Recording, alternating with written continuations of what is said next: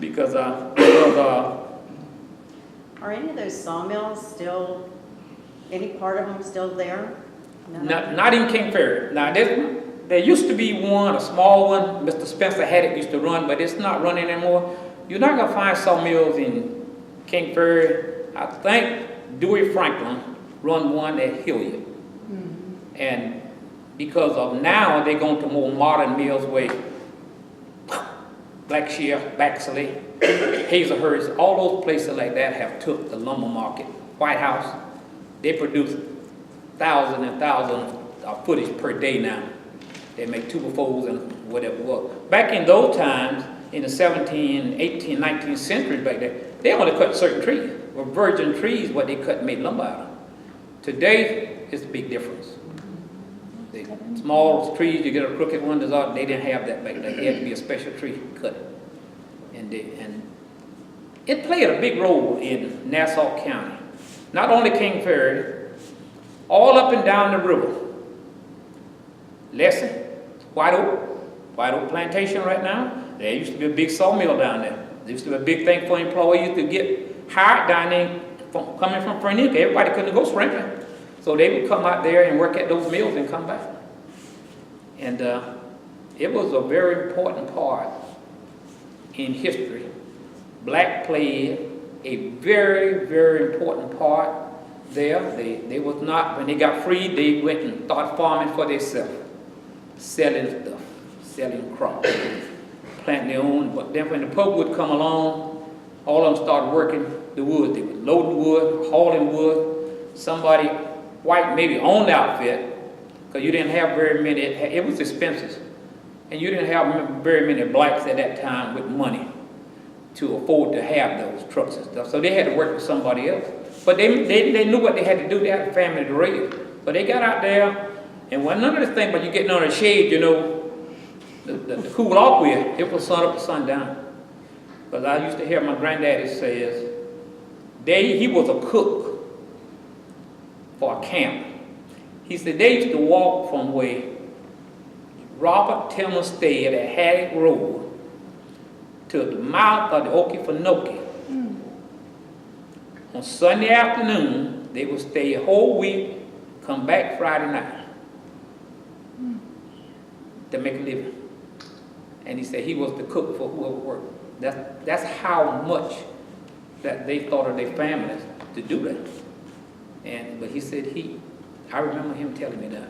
Where did you go to school in Kings Ferry? Was there a separate school for black kids and white kids? There was a separate school for black kids and white kids. The Methodist church that I was telling you about, that was for black kids.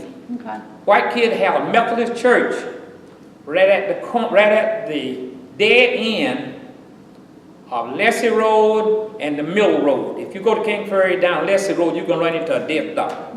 That's the Mill Road. Go down the circle. There used to be an old school standing right there. Till they tore it down. That I can remember that one because it turned it into a boys' camp. And during the summertime, my mom used to work in the kitchen.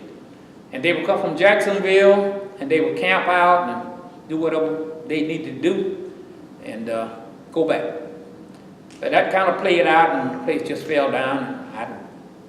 It just went to ruins. They bust when they started with the school. They bust the black kids to Hilliard, white kids to Hilliard. But when they left there, we left Hilliard. I was in the first grade. We went to Callahan to Pine Forest, and that's where we went at until they integrated the school at Hilliard and Callahan and went to one. But those were times when you had church in one school and had school come Monday morning. There wasn't no riding, you had to walk. Because I had to walk when I first started. But the old days, you think about them and you don't really care about it in one sense, but you got to realize that was people coming up, their families had to live. It didn't start off with them. It started off way back past them. Okay? Because we know in history and in this book here, that we could say Haddock, Vincent, Timmons, and what it was. They wasn't the first people there. The first people there was the Indian. Right. That was the first people there, was the Indian to that side. So they had to make peace with them first. And at first, if this book is right, the black made peace with the Indian because they could talk their talk and know what they were talking about. And then as they come in and emancipation and all this thing, and big rumor took place, and Indians really didn't know how to produce what they wanted to do and couldn't make it do it. And the brothers come in with sawmill, because that was the thing during that time. The northern, they could not make lumber like they could make it down here. So they could make a profit going to the north. And they would ship out from the port of Fernandina and the port of Savannah. And they had tugboats, one of them was called the Dandy.